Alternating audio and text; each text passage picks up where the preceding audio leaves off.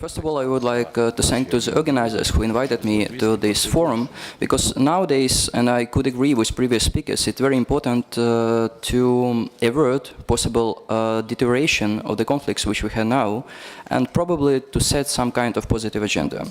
Although a major part of the speakers spoke about general problems, I would like to emphasize on the Ukraine crisis, because a few of the speakers talking about the cooperation between the European Union and Russia, or in general agenda, that without solving the Ukraine crisis, which is not only the issues which concerns the Ukraine inside, but also mainly outside, you cannot set some kind of positive or productive agenda on the European scale.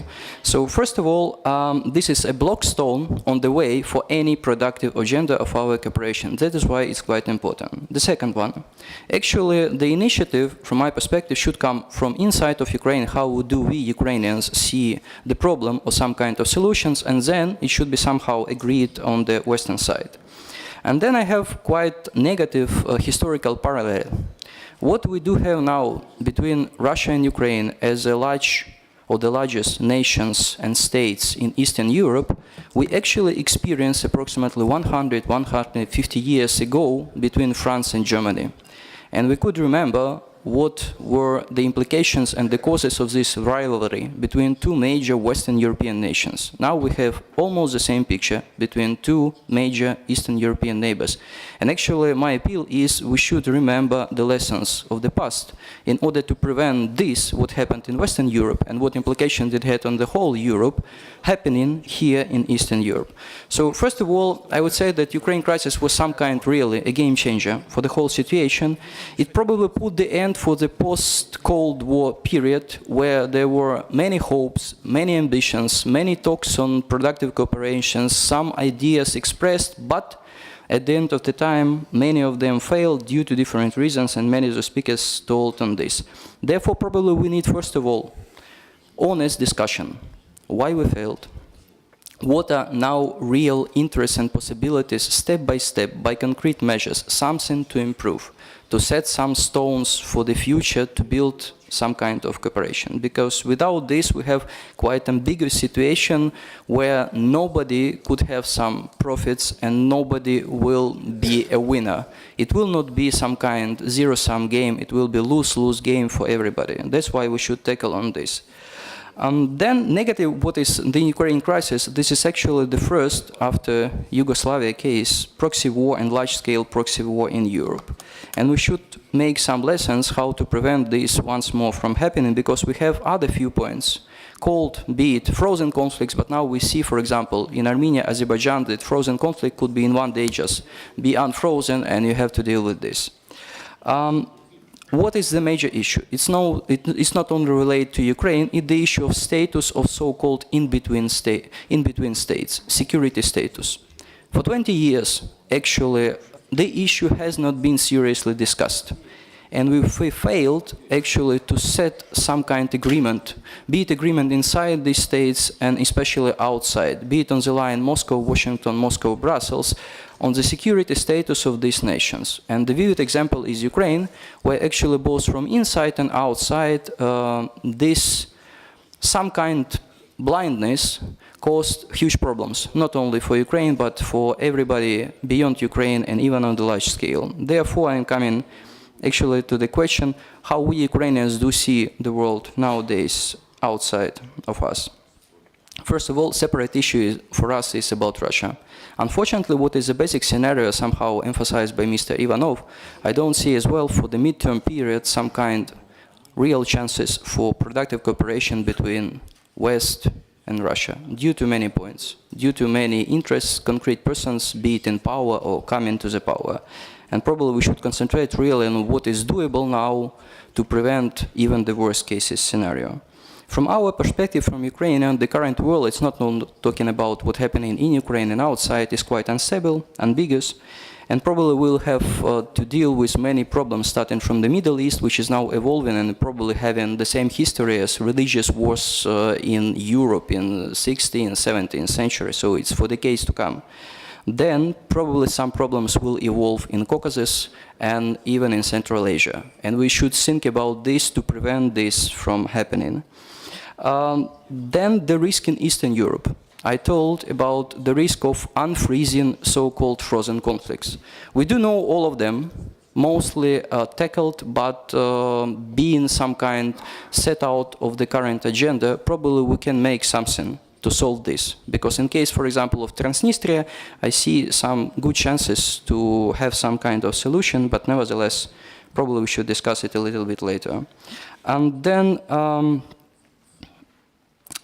unfortunately, for Ukraine, for example, from official point of view, and it's now all fixed, our relations with Russia will be a little bit tensed, counterproductive, and officially it will be some kind of opponent state to us. We can accept this or we cannot accept this, but this is unfortunately the reality, and from the other side I do see probably the same view. And agreement between the West and Russia actually is not realistic under current condition, I mean the Great Agreement, and otherwise we need some kind of substantial changes to happen. And then coming to Ukrainian security status. Beforehand, our history since 1991, it was actually the history of de facto balancing approach. With this balancing, two first presidents were quite, I would say now from the state, quite experienced person and quite successful, especially Mr. Kuchma. But then the two successors, and comically or tragicomically, the first two were called Leonids, the second pair was called two victors, and two victors, despite the name Victor as actually the victory, were real unsuccessful in all this, and to be blamed for by many Ukrainians, by many outsiders for causing a lot of damage, not only for Ukraine but others. And then actually this try to destroy this balance. Firstly, the balance between the West and Russia, quite cooperative one in economics. Until some time we profited from this, and now, for example, listening to Latvian colleagues when they still try and to some extent successfully try to keep this balance in economics, which is obviously due to geographic and economic reasons you should do this.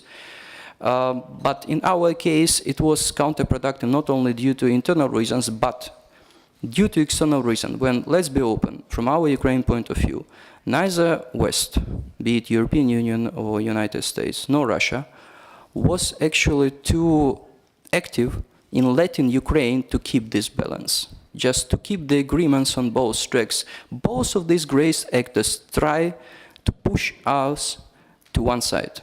Russia tried at any extent to push to Russian side, the West tried to push to Western side. Now we have the result, dramatic result not only for Ukraine but any other sides. That's why we should avoid this mistake for any other states, just to have some, be it formal or even informal agreement. First of all, probably starting not from security issues, they're quite complicated, but from economic ones. And here we can have the examples between cooperation and our ideas of cooperation between European Union on the one side and Eurasian Union on the other side. And the crucial issue, the states which are actually neither member of European Union, not a member of Eurasian Economic Union, but nevertheless they do play some role in this economic cooperation, and probably it could be some kind of model. And then talking about security status for Ukraine, some options, because I suppose it's quite important for any actors outside involved to understand, because it should come from Ukraine inside, and I will tell you what the ideas are now going in Ukraine, what you could await from Ukraine. First of all, the official idea since 2014 was just going, and even now officially enshrined, it's going to NATO membership. I would say that even now by officials talking not publicly, in private, in person, they do understand it's not a viable. It's desired by many current teams in power, but not realistic even in midterm. Then the idea of so-called privileged or special partnership with NATO or United States probably is more viable option, but also not viable in the nearest future. And then we come to the issue what is actually viable, what is possible. I would call it probably coming back once more to some kind of smart balancing model or even asymmetric security model. In any case, Ukraine will put and is put now much more emphasis on own capabilities, increase attention to military and security sector, smart and pragmatic diplomacy, and actually, due to our experience, low level of trust to any agreements which are not underpinned by real facts. because we have a number of agreements signed be it by Russia, be it even by the West, and we suppose that none of the parties had actually taken the obligation seriously. But in any case of these models, the level of cooperation or confrontation between the West and Russia will be crucial for each of these Ukrainian models. First of all, we should develop it from inside, but crucial will be actually the agreement from outside, to which extent the outside will agree on this. And I have the question, both to Russian side and to the Western side, to which extent could you agree, or are you eager to agree, on this some kind balancing model or smart approach of Ukrainians if it will be proposed, even in the nearest future. Beforehand, it was your mistake, probably, that you tried to push Ukraine definitely to one side, to your side, to win Ukraine, definitely. And in this case, Russia definitely, for the next decades to come, lost Ukraine and Ukrainians as people, as nation. I can talk a lot about this, unfortunately. And the West is going now to lose Ukraine as well, if it continues the current policy. So which security status is possible for Ukraine? So I would call that modernized so-called equidistance approach, or strategic alliance with some of the global actors, and none of this is applied to Russia. Most preferably, it could be probably, in best case scenario for current teams in power in Ukraine, the alliance with the United States, which they try, but I doubt whether they can. Neutrality option is excluded per definition until Crimea is under Russian control. So if beforehand neutrality option could be on the way, by Yanukovych time, non-bloc policy, probably it was the first step to elaborate on this. But now it's no more on the agenda, on the real agenda. Probably, unfortunately, probably fortunately. Joining any of current military alliances is not possible as well, minimum without substantial changes of the current security architecture of Europe. So what is left to Ukraine? Is left actually the model for quite a large country, to put emphasis on own forces, to put emphasis on own defense and security capabilities and smart diplomacy. Despite all the tensions, despite breach of any agreements, to find some kind of agreement with Russia, even and especially on bilateral track. What is lacking now, what is probably our fault and the Russian fault as well, that we are now going is in our dialogues mostly through some kind of multilateral challenge, which are sometimes not productive, because the voice of Brussels or Washington could not coincide with the real interests on our bilateral tracks, which were told in economics for Mr. Schletter as well.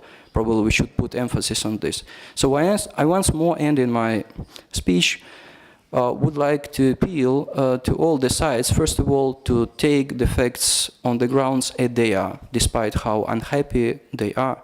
And secondly, really to have in mind the strategic agenda that at the end of the day we need some kind of cooperation. We need to set clear the lines, to discuss them first of all, and to think not only about some political ambitions, but the interests of our economies, of our people, and to be a little bit more strategic, which is lacking for many of the sides. Because if you're talking, for example, on the times after the World War II, the huge disturbance, the huge tragedy, but nevertheless, minimum on the Western side, elites, that time in power in Western societies, Western states, they did find the way to go beyond the previous grievances, to find some solutions, and now all Western societies actually are favoring of these agreements, very strategic one. Probably it's time, firstly it comes from such kind of close discussions to tackle on some ideas, approaches, and then probably it could come to some decisions based, be it on the fact that some of